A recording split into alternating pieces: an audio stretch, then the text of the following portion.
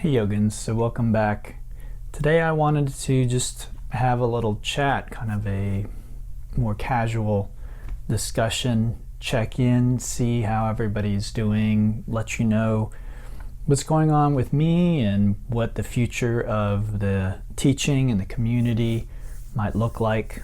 Before I do that, I do want to thank all my patrons on Patreon, and I do that in every video. And it really is very sincere and very important. So I do post on social media, I post videos on YouTube, I post a lot. And that is made possible only because of some longtime students of mine. Many of them are longtime students, maybe some are newer. And some of them I may not have even met in person. But the people who get on Patreon and support me on a monthly basis, they basically allow me to create online content as part of my job. And I don't know if any of you know about being a yoga teacher or what that's like or what the challenges are. I think sometimes with social media and with certain perceptions, teaching yoga may seem almost like a glamorous job or like a job where somebody can make a lot of money. And like most jobs, that is possible. It's possible to make a very good living teaching yoga. But many of the people you see who maybe appear like they're making a good living teaching yoga, they actually aren't the ones who are making the lion's share of the money in their household. They maybe teach yoga part-time, they make a little extra money, but they're not paying for their car or their home or their retirement with yoga. It's their significant other who's doing that. Or maybe it's even their parents. Some yoga teachers are still living with their parents, or they're living in a household like that. There's nothing wrong with any of those things, obviously. But the difference is I don't have that. I completely support myself with the money that I make from teaching. So the only way that I have time and resources to provide this content online is that students are willing to compensate me for that. And I don't really like that word compensation. It's not really how I see it. I made everything donation based. So it really is just a matter of students, people who are listening to this content, who are using it, or people who maybe know me and the work that I do and just feel moved to try and support what I'm doing and to propagate it and to help move it forward. And the pandemic is really what allowed this shift. Before that, I was teaching so much online. I did have the Patreon page, but it was mostly audio. I didn't sit down and specifically make content for online like I do now because I just simply didn't have time. I was too busy with live teaching classes. I taught many classes every week, and I would teach retreats, I would do trainings. And so there just wasn't time to sit down and talk to a camera like I'm doing now to do this kind of work. And I always felt that it would be important to do that. There are things we discuss here online that is difficult or impossible to discuss in the environments in which I teach live. I'm not saying it couldn't happen, but it's rare or it's difficult. It's maybe in a training or on a retreat, and some people can't afford or don't want to do a teacher training. Some people can't afford to go on retreat, or they can't get away from their children or family or job, whatever it might be. So I always felt that it would be great to be able to produce content like this, and it was really the pandemic that made that possible. and then people stepping up and supporting me, because again, I didn't feel like I wanted to charge a fee. I wanted to make it a donation-based offering. And some people see that as not valuing my time. Some people say, well, you need to charge because otherwise you're not valuing your time. That's really not true at all. I actually value my time immensely. But it gives people an opportunity to step up. It gives people an opportunity to consider spirituality, spiritual teaching in their life, and maybe to put a price on that. I remember I do a lot of retreats, and one time I was at a retreat center. I was talking to the owner of the center, and she was saying it's amazing. Sometimes people will come on a retreat and say they don't have money to pay for the retreat. So the retreat facilitator will say, okay, well, I won't take a cut. So when you're doing a retreat, there's several different parties involved usually. So when you see the price of the retreat, right, you might be like, oh my God, $500, $600, $700 for a weekend? Like, my goodness, that person must be making so much money. Well, they're actually not. Money is going to the food, to the government, to the retreat center, right? To people who clean the retreat center, to people who are cooking and preparing the food, to the grounds, of course, the retreat center itself. There are a lot of parties involved, and everyone deserves to be paid. Why shouldn't they be paid, right? And when we go on retreats, we're in a nice space. But sometimes the retreat facilitator, like me, can decide to not get paid so that somebody who can't normally afford it can go. The retreat center still needs to be paid, otherwise I would be paying them out of pocket. But if I waive my fee, then I'm not getting paid for your presence. And sometimes retreat facilitators will do this. And what this retreat owner told me, that sometimes teachers will do that. These people will come on the retreat and then they'll book a massage, which costs like $100+. And so it's amazing how, you know, some people value or don't value spiritual teaching. And I sometimes go back and forth with the donation-based thing, because I think there is truth to what some people say, that in our culture, people don't tend to value something that is free or donation-based. So if you want people to take your teaching seriously, if you want people to take you seriously, if you want them to listen and to actually act on what you're doing, then you need to charge, and you probably need to charge a premium. And I've done that in the past, and I may do that again in the future.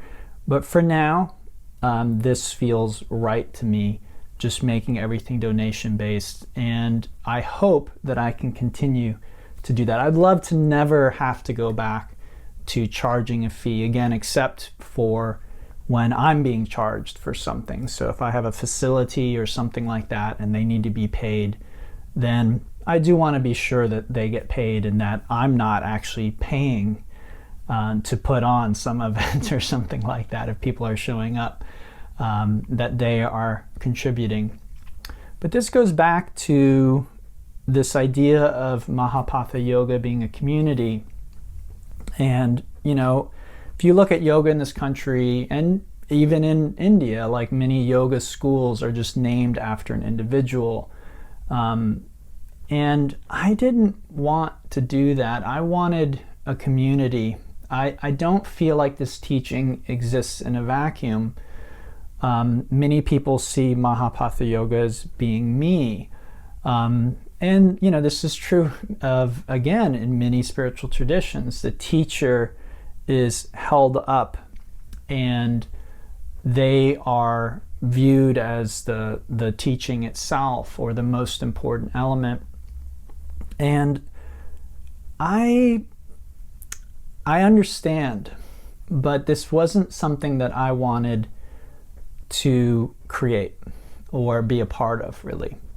I wanted a community, and I chose Mahāpatha yoga instead of Douglas Johnson yoga as sort of the front. And it's difficult, actually, from a marketing perspective. It would be much easier for me if I just used my name, or I created a name for myself, some kind of spiritual name, and just, you know, called myself that, and then marketed that.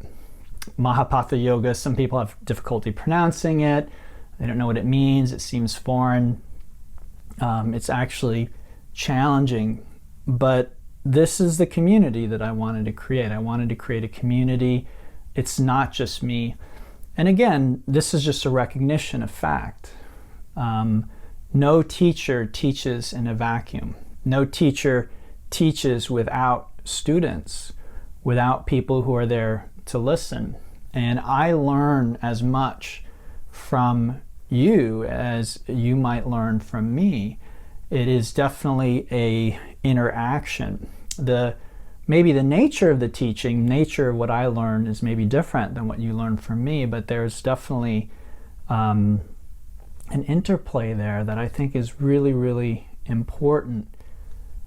So that community aspect, I just like recognizing that, having that be up front, having that be recognized as being important. So instead of holding me up as, you know, the most important thing, or putting my name all over everything, I want it really to be known that this is a community effort. Again, these videos don't happen without your contribution. Even if you've never contributed, even if you're just on YouTube and you just lurk and you just watch and you don't thumbs up, you don't subscribe, but you just sort of are watching around the corners, that still is part of this.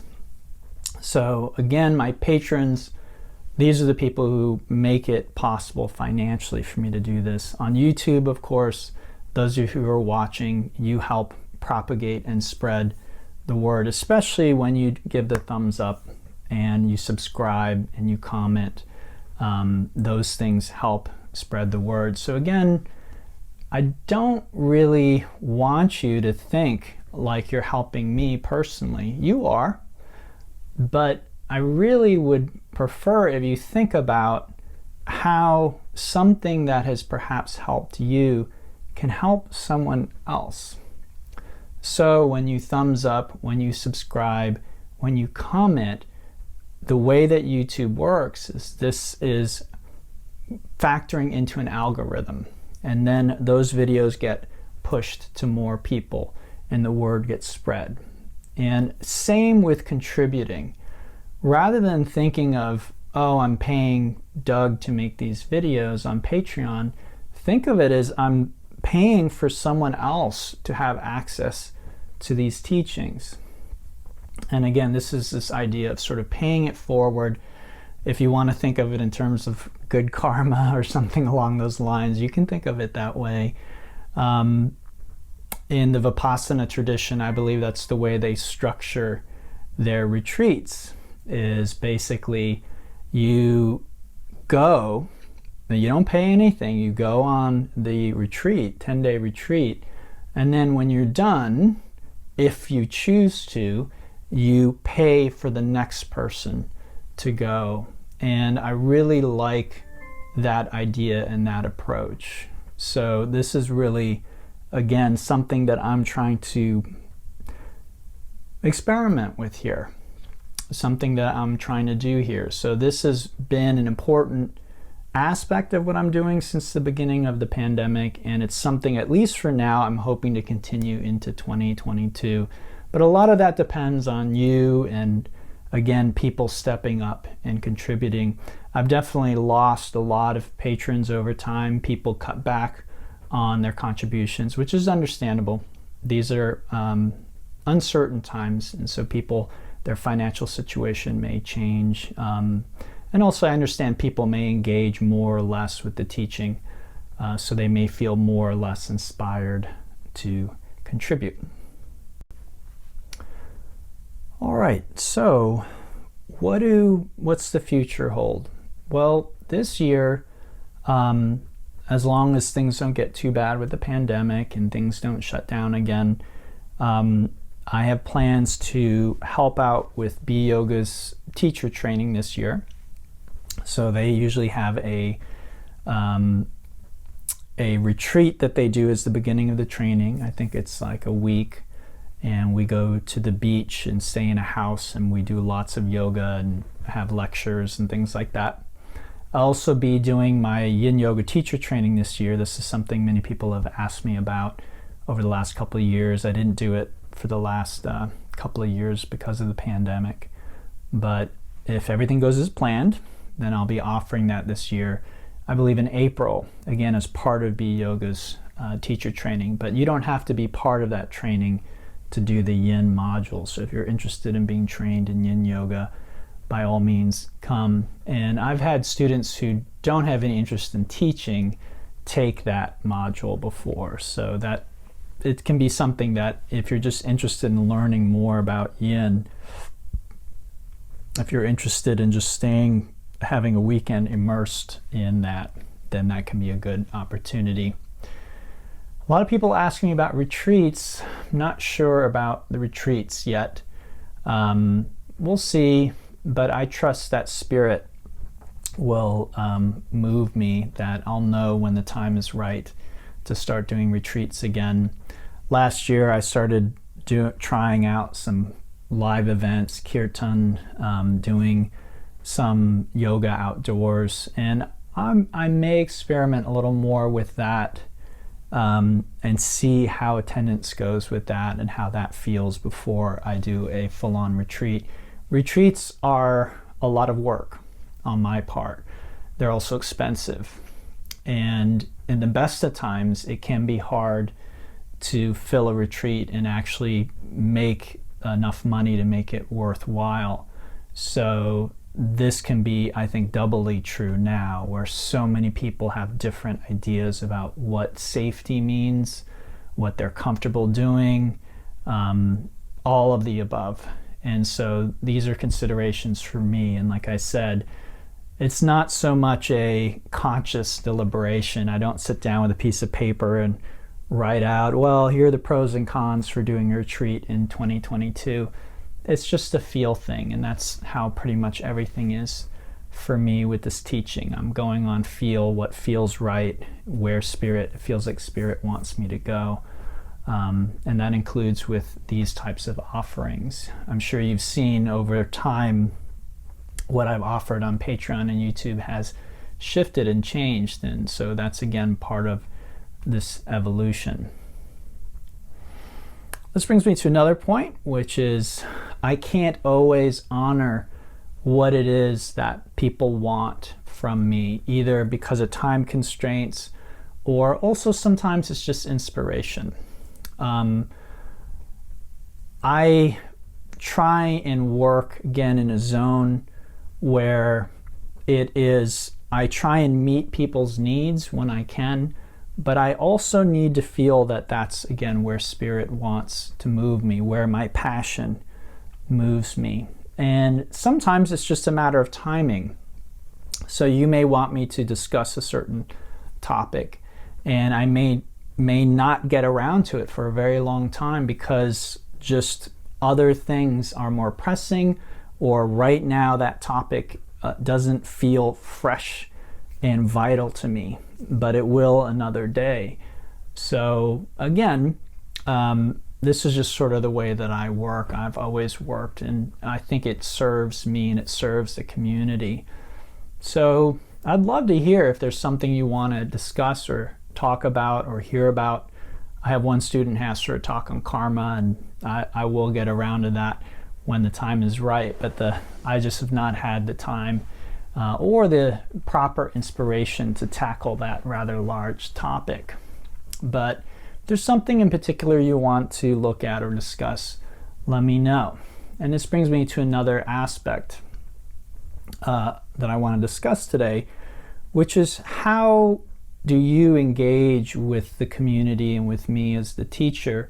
There's no question that even though it's a community, my role is as the role of the teacher, the leader. And there's nothing, I don't think there's anything wrong with that. I think every community, every institution, whatever it is, we have leaders, and leaders are necessary. In different institutions, leaders are elected, or they get there because of their birthright or whatever it is. With Mahāpatha Yoga, I created it, and so it's my baby. But again, it doesn't mean, when you have a baby, a child, the child doesn't belong to you, right? It's not, you might use the word, you're a child, but I certainly don't belong to my mother or my father. I'm my own person. And so it is with this community too. It doesn't just belong to me, even though I birthed it. But because I birthed it, that gives me the sort of honor and the privilege of being its director, its leader, and the teacher. So anyway, the way that you interact with me and with the community, this can change. So some people, they just come to classes and that's all they're really interested in. They just want to stretch or feel like they're getting a workout or being healthy. They might want a little sprinkling of spirituality in there, and that's perfectly fine. And that's one way of interacting with me as a teacher and with the community. I still consider some of these people part of the community. It doesn't mean you can't be part of Mahāpatha Yoga. I'd say the next step or stage for somebody is starting to watch these videos. So maybe some of you out there have taken my class. You've never gone on retreats, you've never done training, you've never done a workshop or a kirtan with me, but you've gotten online and you've looked up my YouTube channel, and maybe you're watching on YouTube, or maybe you've even gotten onto the Patreon channel. Maybe it's difficult for you to get to class. That's another thing. Maybe you've moved away, or I stopped teaching at a studio near you, or you moved to a different part of town. And so the videos are serving as the yoga studio for you. Again, this is another way of interacting. I'd say the next level of involvement is probably coming on a retreat or a workshop or something like that. And these aren't necessarily sequential, so you may fall into any of these areas. So right now, again, it's been a while since we've done a lot of that. We used to do a lot of that as a community, but again, I'm just trusting. We also have done some hikes and things like that in the past, and I would love to do more of that in 2022. Again, part of the challenge is just my life and my energy and how busy I am with things. So if I'm busy behind the scenes with things, and I do want to emphasize these videos, as humble as they are, they actually take a fair amount of time to edit, to prepare, to process, and then upload, and then to do all the details of getting it on Patreon, getting it on YouTube. So it may not seem like much, but it actually can be quite time consuming. So this is definitely part of my job, part of my work, and this will again prevent me from maybe doing something in person because I'm busy doing this work. And I've learned over the years that I do need to take some time for myself, that really is the best, that I have a little bit of time to myself, a little bit of time off every now and then. So if we haven't done as many hikes as you would have liked, or events or things like that, that might be part of the reason. It can be a challenge for me to get away, at least as my schedule is right now. So when retreats come back and trainings and workshops come back, this would be another way that you can take part and contribute and also get more from the community. And then a new way that I've been interacting with students more, it's not really new, it's something that's always been there, but it's certainly picked up since the beginning of the pandemic, is working one-on-one with students. And this takes on a few different forms.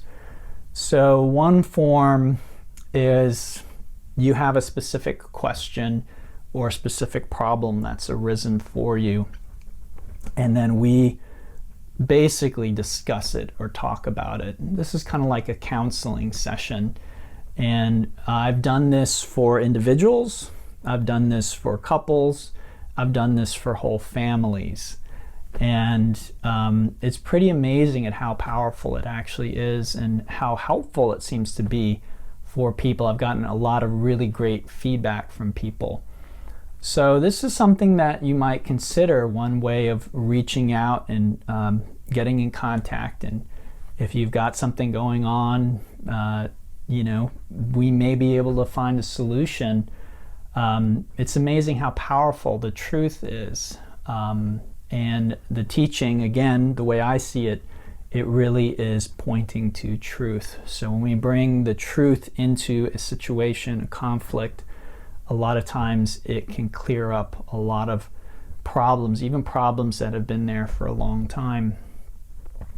So sitting down, talking, essentially a counseling session, this is one way that we can interact. A new way that I've been developing for a while now, and I've started studying actually with a teacher to improve my ability to do this, is to work more on a somatic level with people, where we're looking at triggers, trauma, we're looking at all these kinds of things that have come up for people. And these are things that take our peace. These are things that upset us. These are things that trigger us. And ideally, what we'd like to do is over time get to the point where, in essence, nothing really takes our peace or joy from us. Doesn't mean we don't have challenges in life. We'll always have challenges as part of what makes being a human being interesting. You know, things don't always go our way. We're not always going to be crazy about what's happening in our life, what's happening in our body, what's happening in our mind. But there's a difference between that and getting triggered, right? Getting really upset, yelling and screaming, saying hateful things or doing hateful things to other people. And a lot of this stuff is taken care of when we start meditating and getting really serious about our spiritual practices, but not necessarily all of it. And even if you don't have temper tantrums or yell or scream, you may just be repressing your suffering. So you may be just kind of quietly suffering on your own. You know, people might not see that you're suffering or know that you're suffering. In fact, I know some people who are very good at putting a big smile on and seemingly outwardly seeming very happy and helpful, and yet underneath they are actually really struggling. They're really suffering a lot. So this is the latest thing that I'm working on as a teacher to improve. It's something I've been doing for a while, but I've not felt super confident or comfortable doing that or sort of advertising that. So I decided again to reach out to a teacher that I know who's had a lot of experience with this, working with addiction and trauma. And again, it's a very somatic based approach, which is my approach. I think a lot of people think meditation is about up here. It may start that way for many people, but over time, if it's working properly, you really begin to drop down into more and more awareness of what's happening with your body. And like I like to say, the body doesn't lie. So we can tell ourselves all kinds of lies up here. I don't care, I'm good, I'm happy, but the body will tell us whether or not that's really true or not.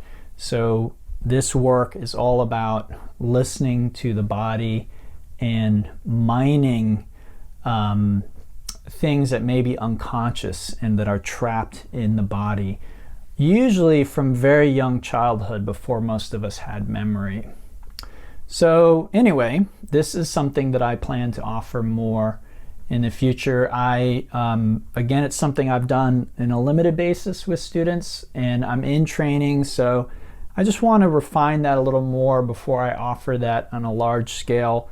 But this is something I'm really hoping will be extremely helpful for my students. Which brings me to another topic that I want to discuss, which is reaching out. So again, I talked about this in a class recently, and I was talking about healing, but I find that this applies to spirituality as much, if not more, than with healing. And what I was saying is the way I've healed myself, I've had several injuries over the years, and the way that I've healed myself has always been doing as much as I can on my own, and then being willing to reach out for help when I need it. So that means, if I have a back injury or something, doing a lot of self-massage, maybe doing cupping, using Tiger Balm, using yoga, even hiking can be therapeutic for me, for my back. It has been in the past. Doing everything I can. I'm not going to the doctor. I'm not going to a physical therapist and expecting them to cure me and fix me and have all the answers. I'm doing as much as I can on my own research. I'm experimenting, seeing what helps and what works, what doesn't help, what might be harmful. But then not being afraid to go to the chiropractor, to go to a physical therapist, to go to an acupuncturist, to get a therapeutic massage, okay? And when people will ask me, well, how did you heal your back? Or how did you heal your hip? How did you heal your shoulder? It's not one thing, it's many things. And a lot of it is what I've done on my own. So this is really the approach that I encourage students. I find that students can bifurcate into two groups. One group is the group that desperately wants a guru. They want a teacher, and they sort of want to abdicate all of their spiritual responsibility to this teacher, and they want this teacher to give them all the answers and to basically do all the work for them. I don't think this works, actually. I know that in some traditional cultures, you're almost encouraged to do this, but I don't see it working. Those people who do that, they may be sort of happy in a way, but I don't see them touching truth and getting in line with truth as much as I would want my students to do. I see a sort of a slavish abdication again to this figure, as though this figure has something that you don't. And that again, for me, from a yogic and Buddhist perspective, is problematic. That idea is problematic. We really want to eliminate that idea that a Jesus or a Buddha or anybody has something that we don't have, because ultimately when we know our true nature, we know that that's not true. So again, if this teaching is about truth and getting in line with truth, then we need to really let go of those kinds of ideas. So this is one kind of student who thinks that, well, teacher's going to do it for me. My teacher has all the answers. My teacher gave me this tool or that tool. My teacher said this or that. That's all I need. I don't think so. On the other hand, we have, especially in the West, I find, people who resist having a teacher, people who resist listening to others, people who might read lots of books on their own and think that that's all that they need. They don't need a live teacher. They don't need to reach out and actually ask a question of someone. They don't need someone to actually sit down with them and assess what's going on. And again, I think that this is a mistake. Same with healing physically. So this is what I encourage you to do. If you consider yourself a student of mine, a member of this community, you want to do as much as you can on your own. A big part of that is going to be learning the meditation that I teach and doing that on a regular basis. This, for me, is an absolute game changer. Having said that, for most people, the vast majority of people, they will still need help from time to time. And help will come in the form of community and teacher. That's why in Buddhism, Buddha, Dharma, Sangha, right? The teacher, the teaching, and the community. So again, these are things that we can turn to. These are the 3 refuges or 3 treasures. This is where we go when things get challenging and difficult. And I think this has been a challenging time for most. And all the teachers that I respect and follow basically all agree that it's when we are challenged that we have a great opportunity. In Zen, we have a saying, great doubt, great faith. There can't be any doubt if there's no challenge, right? If everything is going my way, there's no room for faith there, okay? So this time, the time of coronavirus, the time of the pandemic, this time of uncertainty, this is a great time to be asking questions, to be looking at the status quo, to be questioning that, to be questioning our assumptions. And this is a great time to reach out and connect. And so again, this is something I encourage all of you to do. Some students do it on a regular basis. They reach out to me about once a month. We might go for a hike or a walk. Other students, it's more rare. It's when something specific comes up for them. And again, I do have sort of a standard suggested donation that I recommend, but that is by no means required. If you really find that money is difficult to come by, then I understand that. It's much more important to me to help you than it is to get paid.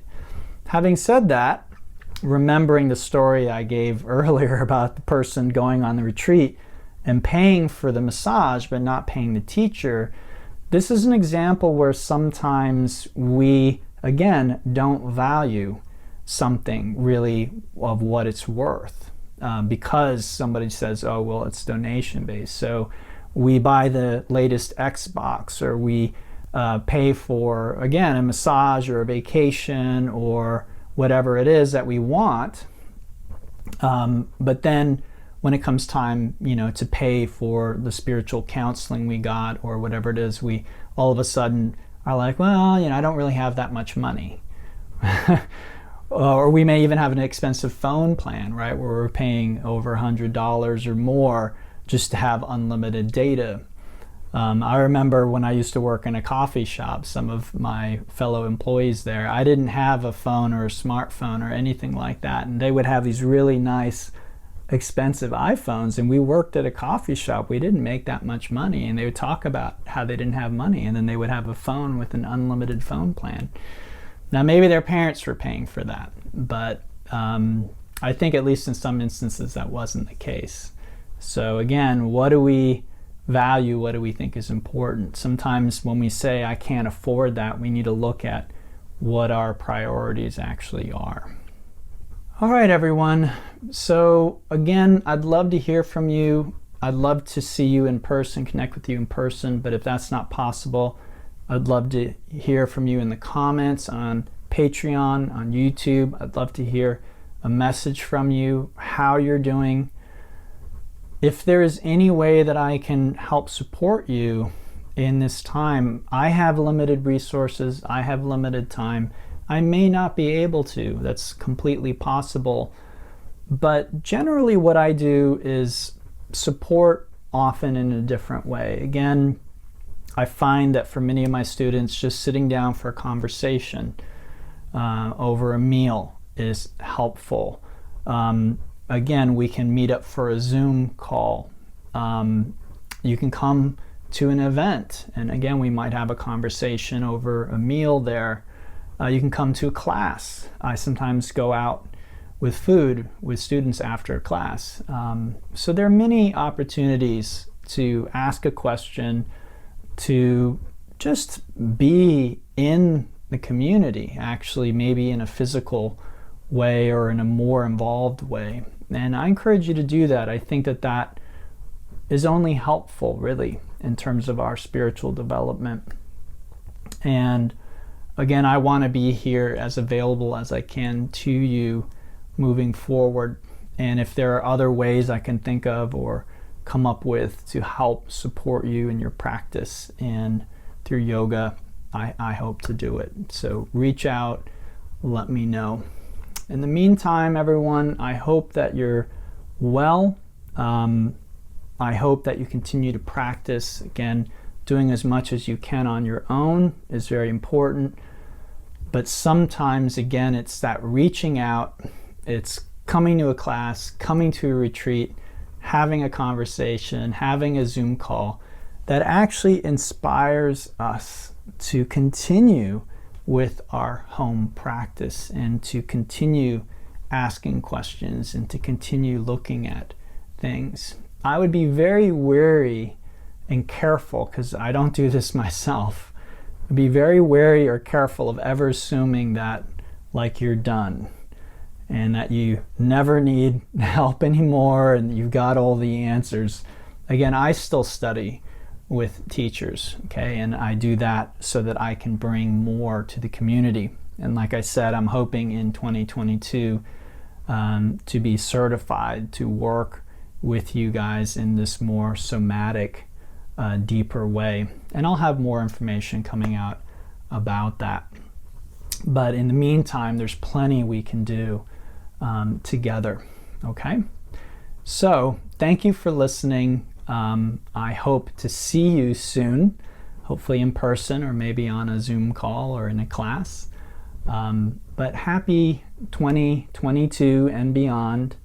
And I hope that we continue deepening our knowledge of the truth and our experience of truth, beauty, joy, peace, all the things that are truly beautiful about human life.